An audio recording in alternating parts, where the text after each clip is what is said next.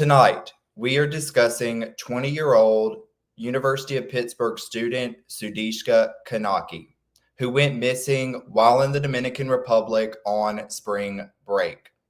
Good evening. I'm Ethan Grayson. You're watching Dark Truth. Thank you for being with us.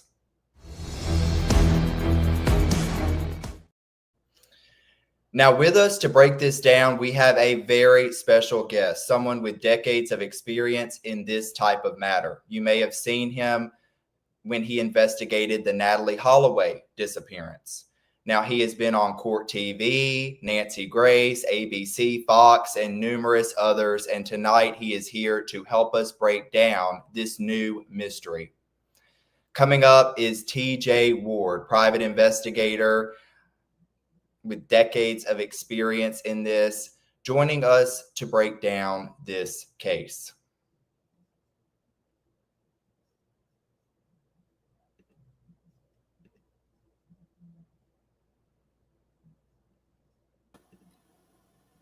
Thanks for being with us, TJ. Thank you very much for having me. I enjoy being here with you to help you with this terrible missing persons in the Dominican Republic. Now, first, tell us a little bit about your experience, because I'm sure those of us in the chat all remember the Natalee Holloway disappearance and the big role that you played in that. So how did you get involved in private investigation, and what led you to play a pivotal role in the Natalee Holloway disappearance? Well, thank you very much. I've been in public safety all my life. I got into law enforcement in 1974, and I stayed in law enforcement also as a reserve all the way to 2019. I retired as a captain. I was over in internal affairs for the last 11 years until I got out in 2019. How I got involved in this in 1982, I was looking to do the same thing I did in law enforcement, but in the private sector. And so I've been there. In 2005, when I saw the Natalee Holloway case break, I started seeing Deepak Satish and Joran Vandersloot on TV talking about what was going on in Aruba. I have a very unique system called layered voice analysis. It's a 21st century truth technology. It's got AI in it, and it's 95% accurate. Well, I started taking audio from the TV and analyzing all three of them when they started talking, and I could see they weren't being truthful about what was going on. I then picked up the phone and I called Beth Holloway, who was in Aruba, and told her who I was and told her what I had and about the system that I was using to determine that they weren't being truthful. The company that developed this is in Israel, and they saw that I was on TV speaking to Natalee Holloway's mother, Beth Holloway. They invited me and paid for me to go to Aruba for 10 days. And when I got there, I met with the Aruba authorities and the FBI and told them what I was doing. So I told them about the voice analysis, and they said they don't even allow the polygraph in Aruba. Well, what they don't know, that I don't have to have anybody in front of me, and I can use it live over the phone or from a recording, and I can do it any language. So that's what's kind of important about this case in the Dominican Republic. If I could get there with the blessings of the family, I could probably start with listening to some of the recordings taken by Joshua Ruby and to see whether he's honestly telling the truth, because I know there's some stories that's changed in the course of their 5 interviews. And that's something I'm hoping to get into, because this disappearance is something that has shocked and captivated people across the country and even out of the country, there in the Dominican Republic as well. And so talking about what happened with Sudiksha, it's been almost a month now since she disappeared. And there's today. Yeah. And no evidence as to what happened. So, in your experience, what is your take on this? Why did you start speaking out about this case specifically? A lot of people are calling it the Natalee Holloway 2.0. So I see the crossovers there. Well, it's similar to that. It's on the beach. They're claiming she was in the water, which I don't believe. I don't believe she's in the water. That's my thought and other people's thoughts that are professionals. Even the sheriff in Virginia that met with the family doesn't believe she's in the water. And we have somebody that was with her for a short period of time in the early morning hours, and something happened while they were in the water, and he claims he pulled her out, and then he got sick. And what bothers me, though, that it was 12 hours before anybody knew that she was missing. That's disturbing. That's disturbing.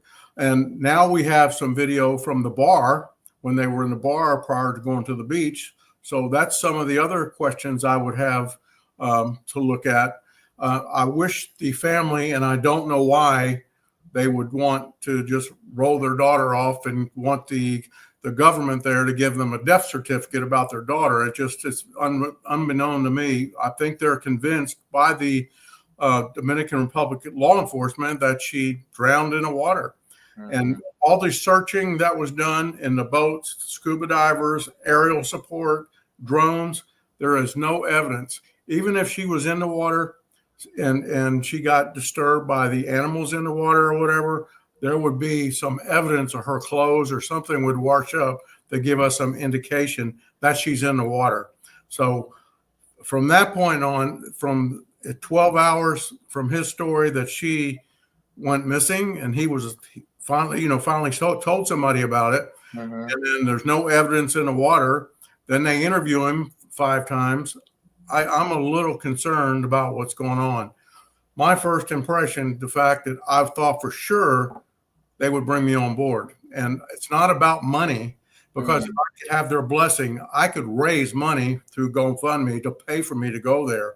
And the first thing I would do is get somebody local there, which I've already made contact with somebody there. It's an investigator that would travel around with me to speak the language, know where the good parts are, the bad parts, who's bad, who's good, and then be able to deal with law enforcement and be able to take my layered voice analysis there and be able to interview people about what they know.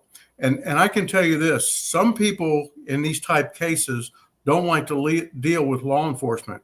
I think if I got there, I would probably be able to get people that don't want to deal with law enforcement to talk to me, which may lead to some new information that I could turn over to law enforcement. But again, if I was going to go there, and I know there's people said they would raise the GoFundMe for me to go there, I don't want to go there without the family's blessing. Mm-hmm. And for me to be in contract with them to go, knowing I'm there on their behalf, trying to find their daughter. So I've got people trying to convince the family to call me and talk to me. There's a lawyer in New York who practices in the Dominican Republic. That's an immigration lawyer who's made contact with me, and we've been dealing with each other regularly, who said if we could make contact with the family, her and I will go to Virginia and meet with them and tell them what we could do. So, I mean, everything is in place to get them on board. I just don't know why they don't want to get on board to find what's happened to their daughter. I mean, it's just unbeknown to me.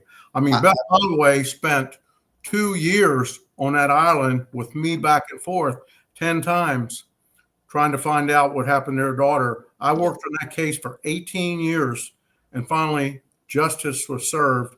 And somewhat, we're still looking at things that are there. We know there's probably other people that have knowledge or why Natalee went missing or where she is. We never found her body, but we did a diligent effort and got a confession of somewhat out of Joran Vandersloot, who received 20 years for extorting Natalee's mother in 2010.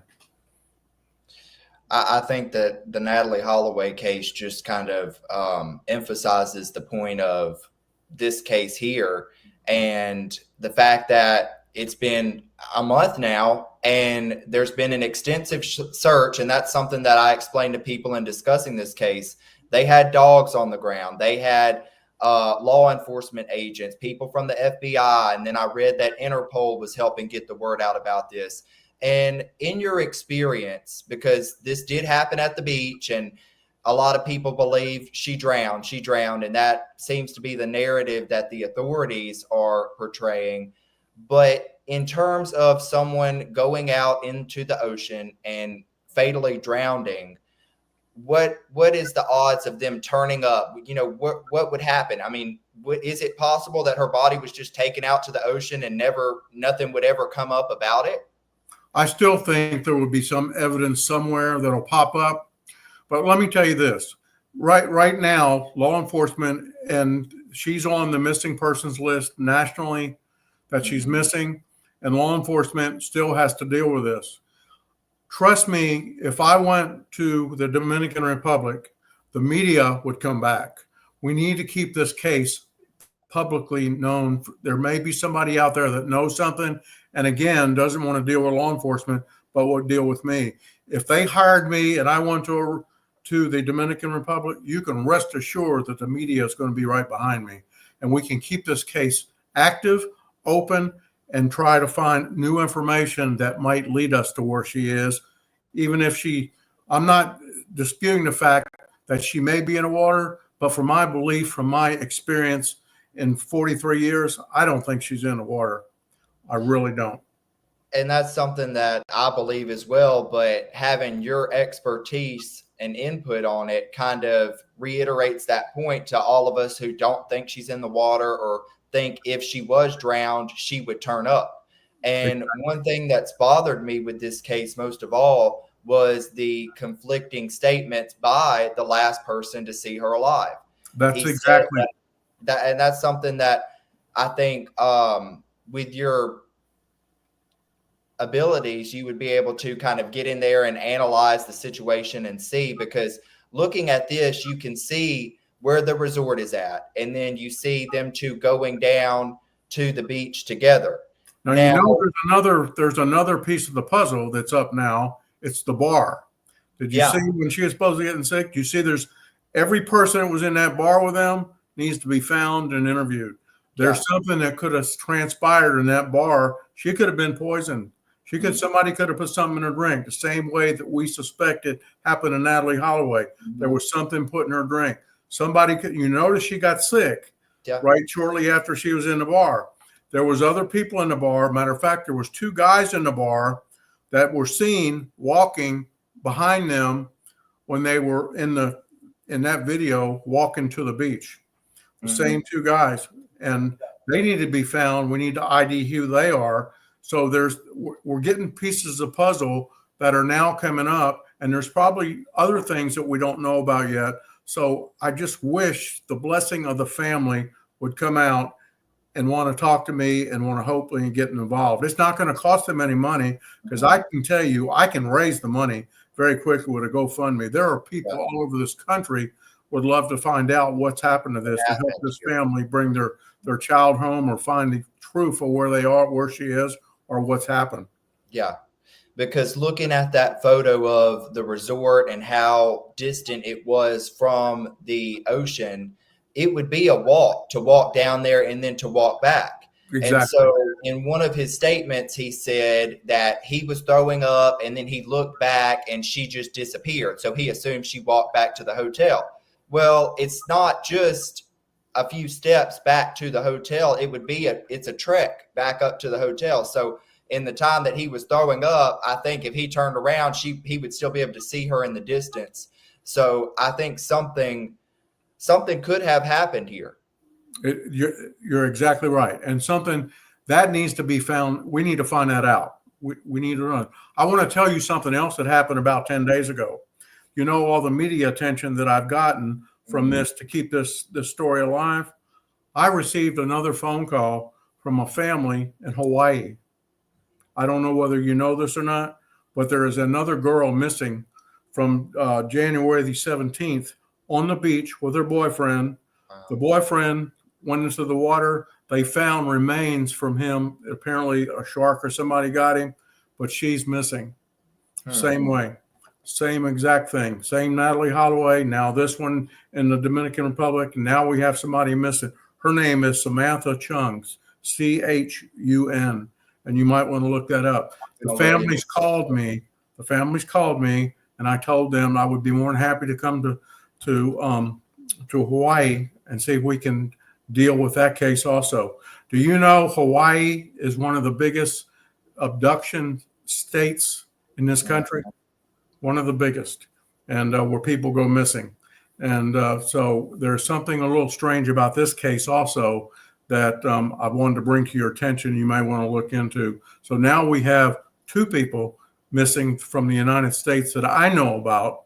And I understand today there was a 3-year-old in a Dominican Republic also missing. And I talked about that earlier.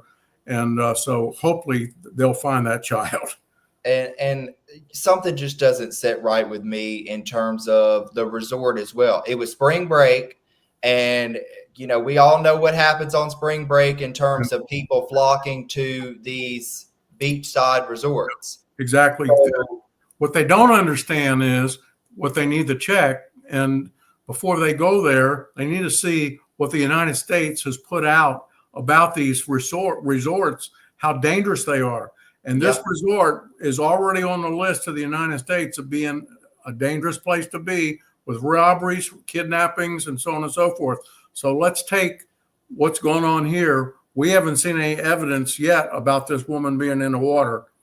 So there's other things that we need to start looking at and start filtering out. Even the father had mentioned that after they were looking in the water for so many days, he said, maybe we need to look someplace else. Well, we do. Yeah. And again, I am totally confused about this family just wanting to write this is a beautiful girl. They had a beautiful daughter, and to just close the books and say, give me a death certificate on her from the government there, which is not going to happen. That's not going to happen at all. And they were told that until they can find some evidence. And hopefully they're still looking, even though she's on a list, even nationally, that she's missing. But again, if I could convince the family just to speak to me about this, and I could give them some angles of what we need to do, and I would be more than happy to help them. But I want to be on board with the family if I'm going to go to the Dominican Republic. I want to be there because I'm a representative for them to find their daughter.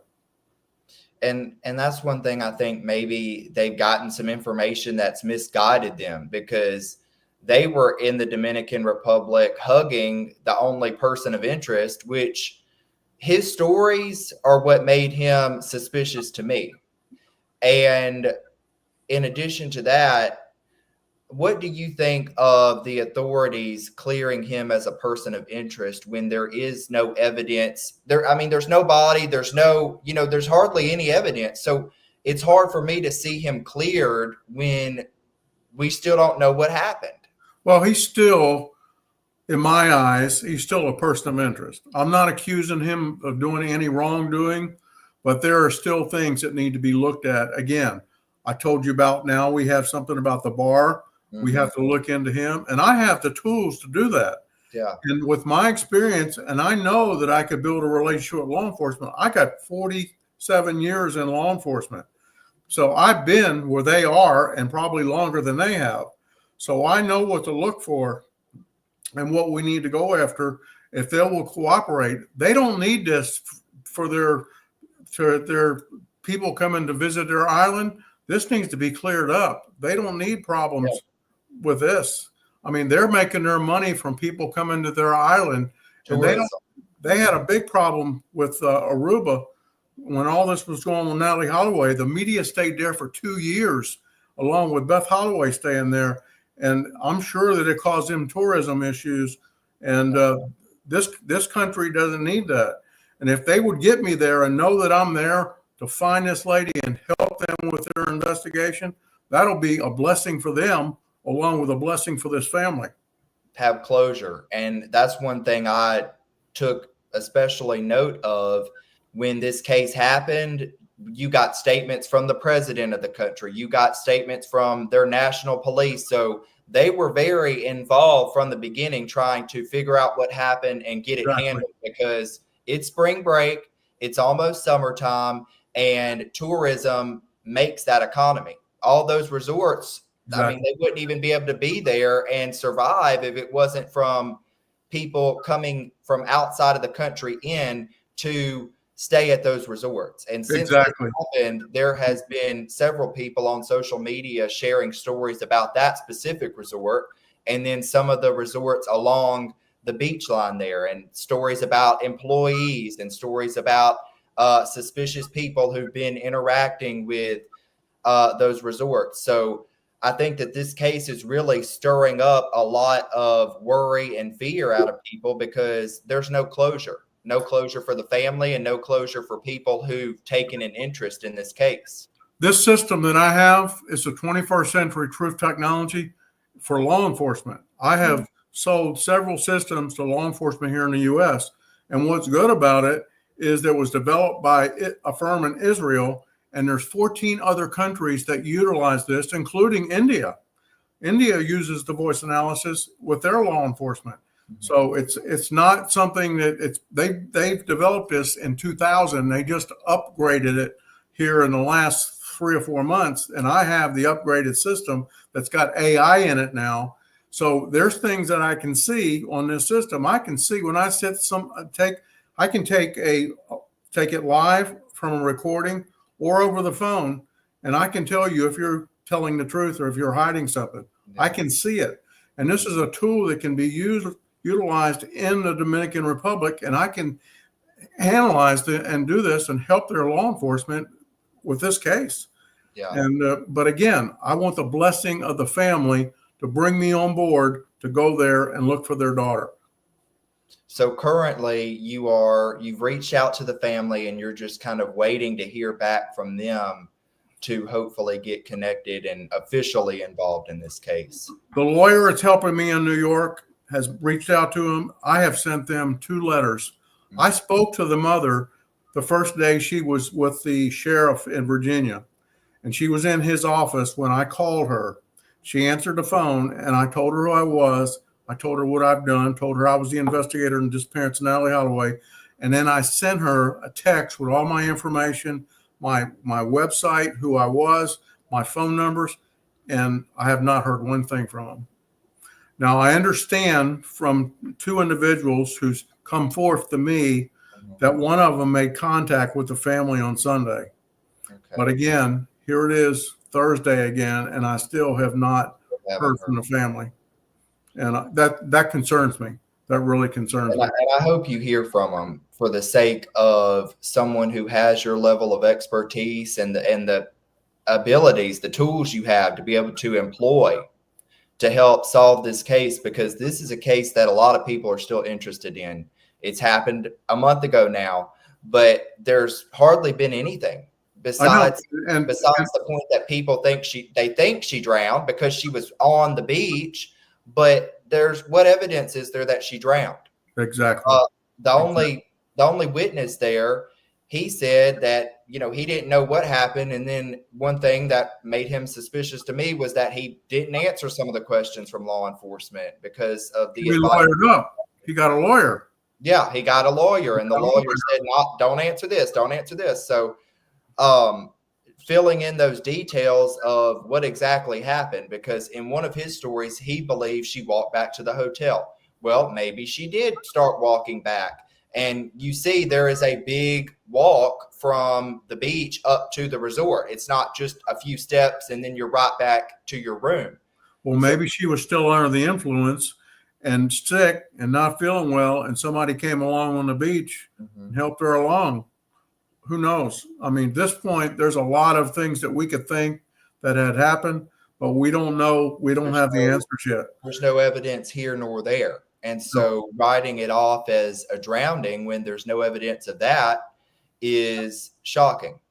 And I think that in looking at the situation surrounding this case, usually there aren't people on the beach around that time. But there was a power outage in part of the hotel. Exactly. And then they just decided they were intoxicated. We saw them at the bar and those photos came out, and they decided to go down to the beach 4 a.m. and all of this transpired. And because the beach wasn't typically opened, it wasn't supervised. I mean, that's just a recipe for disaster in terms of any types of violence, any types of people who want to take advantage of tourists or take advantage of an opportunity. It's a lot of things that could have happened here. And I think it was 10 days that passed before we start seeing video from the bar. Mm-hmm. And then we learned about that. Then we started seeing other people. Then the same people that were in the bar were seen behind them. So I mean, there's new things coming up, but we need to go search for them. Yeah. We need to get down there and search. We need to help law enforcement. And as this case gets older, there's going to be less people looking at it or worrying about it. We got to keep it active. And I'm telling you right now, from my knowledge from Aruba, if I go down there and it gets out in the media is going to come back. And once they do, then we got this back in the media. People can see this every day. I was on the media in the Dominican Republic. Mm-hmm. I was on, they had somebody translating while I was there talking about this case. So it's not like they don't know who I am, and law enforcement knows who I am. And I want to help. I want to help the family. I mean, from my heart, I mean, I would be terrified if this was my daughter missing. I wouldn't have left that island until I found out where my daughter was. No. And I think this case is really going to send a warning message to all the parents and all the people who have people that are leaving the country for spring break, because she went missing. Nobody knows what happened. And it seems like this is moving towards being a cold case. But while this is still fresh and it's getting colder day by day, it's over a month now. But while it's still fresh, something needs to happen and the information needs to be shaken loose. Exactly. Because I believe somebody knew something, somebody seen something, and clearly somebody knows something, because if she was in the water, I think she would have turned up. There would be some type of indication of that, given all the searching that has gone on. Over 300 officers from different agencies, the Dominican Republic, the FBI, they were on the ground and they searched the water. They were out in boats. They had canines on the ground searching. They had aircraft. They had drones. Drones. I saw pictures of drones too. Not only had people all in the water that were guests there, if something would have washed up or be seen, they may have seen it. They've stirred the water while all these people were still swimming. I mean, the beach was crowded. When the media was there, you could see how many people were in the water. There was tons of people in the water. So if something was there that could have got stirred up, it may have come up. But again, my theory and from my experience, I don't think she's in the water. I really don't. And I don't know why the family's convinced that that's what's happening when there's no evidence.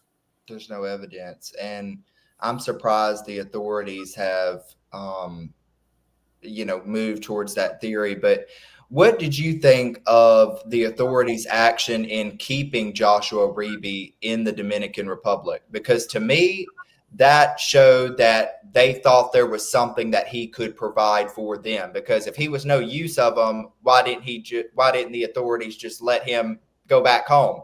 They tried to keep him there as long as they could, and he had to go to court to get his freedom back and get out of that country.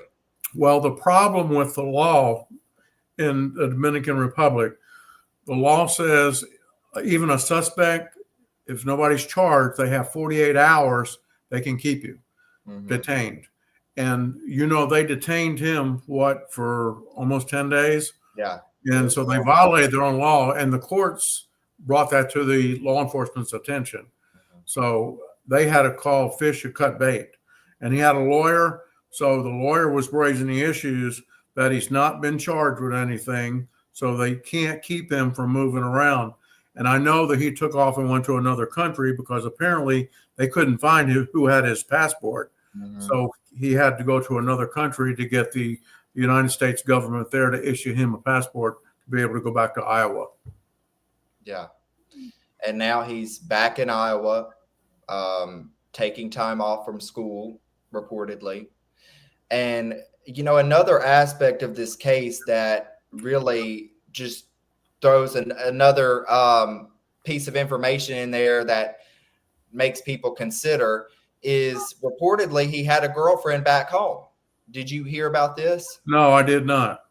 So the Daily Mail reported that he had a girlfriend back at home who went to St. Cloud University, St. Cloud State, where he went, and he spring breaked to the Dominican Republic without his girlfriend, and then he was seen with Sudiksha. So that led to a lot of building suspicion from other people because we saw the photos, we heard his interviews of what he said, and then that was reported to the media that he was with her out in the water and they were, hugging and kissing. So why was all of this going on if he had a girlfriend back at home? And I think that's part of the suspicion from Well, it. here's the big question. If something comes up that may lead to him with the Dominican Republic law enforcement, what's his chances he's going to come back? It's not good. So is the FBI, do they have authority? So we got to raise that. Will they incorporate their self into this case because this was an American that went missing in this other country? So we got to look at that and to see if that's a possibility, because I can tell you right now from my experience from working another case in Grilla, there was four suspects that were wanted back to a hearing because the two people died, and they're refusing to honor the subpoenas to come back to the country. They're gone, and they can't get them back now. So we got to look at that also.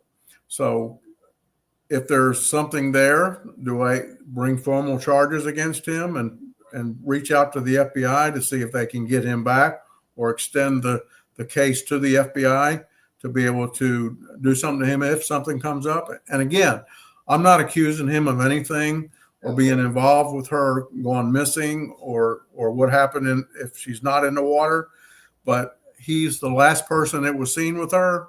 So he is a person of interest, and he still is, and a person of interest in my eyes too. And I'd love to hear the recordings and the interviews that he gave. I think 5 interviews to law enforcement, and analyze them with my voice analysis and see if there's something new that comes up that may raise the suspicion or the attention of law enforcement in the Dominican Republic. Now, talking about your voice analysis, kind of break down a little bit more what all goes into that and how that compares to the traditional polygraph. Well, number one, I don't have to get anywhere near that person. Okay, that's the goodness. In a polygraph, you have to be wired up for breathing and blood pressure and so on and so forth. I don't have to get anywhere near that. This system is calibrated to be able to pick up from the voice and what's going on in the mind and how it comes out of your mouth.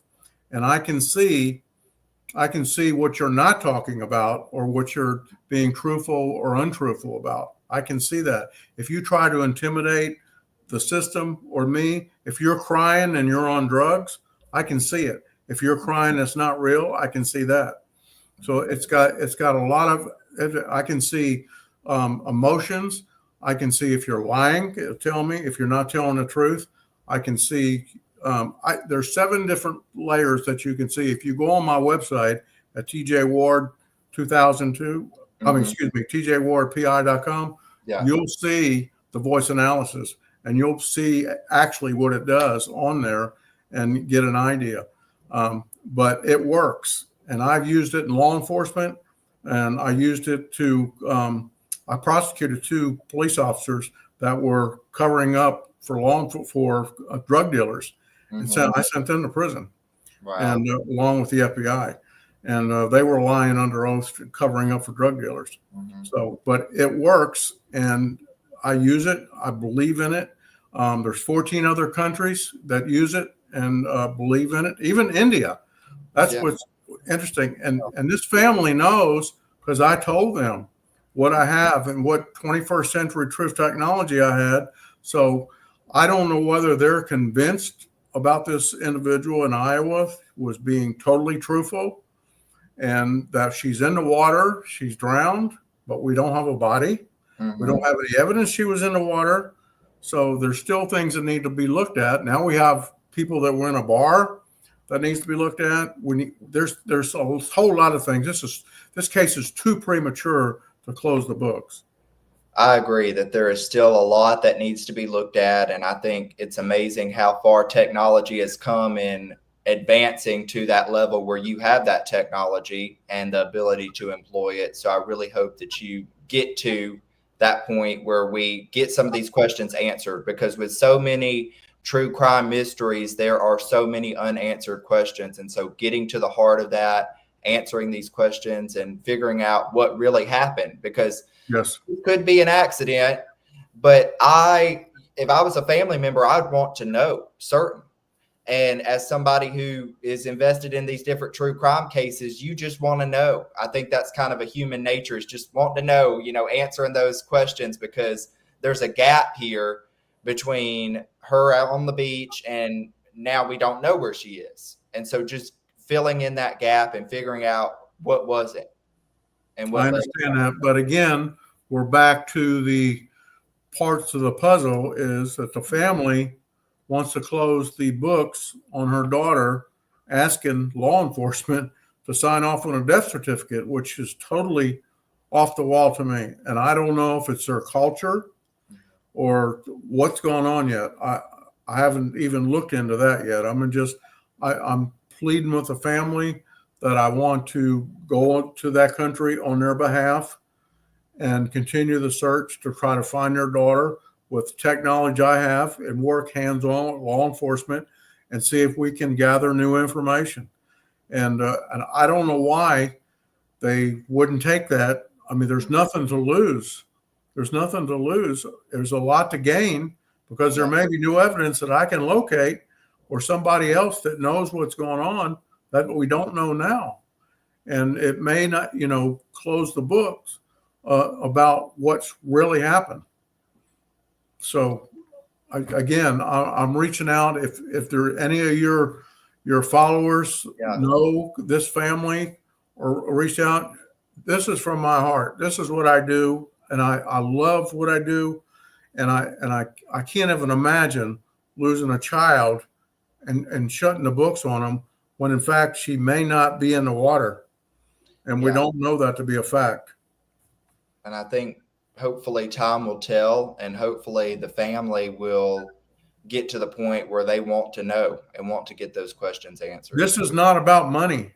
This is about me bringing my expertise with law enforcement and helping them solve a case, one way or the other. Yeah. If she's in the water, okay, she's in the water. But I don't believe she's there. I believe something else has happened. And with my expertise, for 43 years, and in my 47 years, along with being a private investigator, of being in law enforcement, I have a lot of experience and a lot of training, and I want to share that with him. And again, this is not about money. We can raise the money to pay for me to go there, and very easy. And I've worked, probably a dozen missing persons cases, and it's always been, I've been able to help. There's people who have pitched in to get me in there and do what I need to do to try to find the answers and help law enforcement do what they do every day. Yeah. Well, I appreciate you being with us. Do you have any closing thoughts? I know that this is an open case, and I plan to keep discussing it, and I'll be keeping in contact with you to hopefully encourage your involvement in this case and connection with the family. If the family calls me, I will reach out to you immediately. Then we can talk about a plan of what we can do and get there and help them find their daughter. Action. Yes. We need I look forward to continuing to discuss this case. I appreciate you joining us this evening to get into this. I know you've got a lot of experience and probably a lot of business to do. So I appreciate you taking the time out to hop on here with us and share your intention, your thoughts, and commitment to support the family in solving and getting to know what happened with Sudiksha. I appreciate you allowing me to be here to share this with your audience. And so there may be somebody out there that knows this family that'll share what I just shared with you. But I am very sincere about wanting to help this family. And if something new comes up, you'll be one of the first that I call and so I can share with you. I appreciate you. Thank you very much. That was Private Investigator TJ Ward. He joined us this evening to discuss the Sudiksha Konanki disappearance. Now, she has been missing for a month now. There has been little to no evidence as to what happened to her, what resulted in her disappearance, and her family still has unanswered questions. So, Private Investigator TJ Ward, he was well known, internationally known, for his works on the Natalee Holloway disappearance. And he has been involved in several other big cases, big and small cases, and solved them, brought answers, and spoken on News Nation, Nancy Grace, ABC, Fox, and many others. And so I really did appreciate him joining us this evening to discuss this case and keep a spotlight on it. This case is still very fresh, and it's a case that a lot of viewers continue to bring up to me and wonder if there are any updates. And so it was really important to continue to keep a spotlight on this case. And I am honored to be able to speak with someone who has the decades of experience that this case would require and the technology to get it done. I appreciate you all tuning in this evening as we continue to spotlight and discuss these cases that need to be heard. I will see you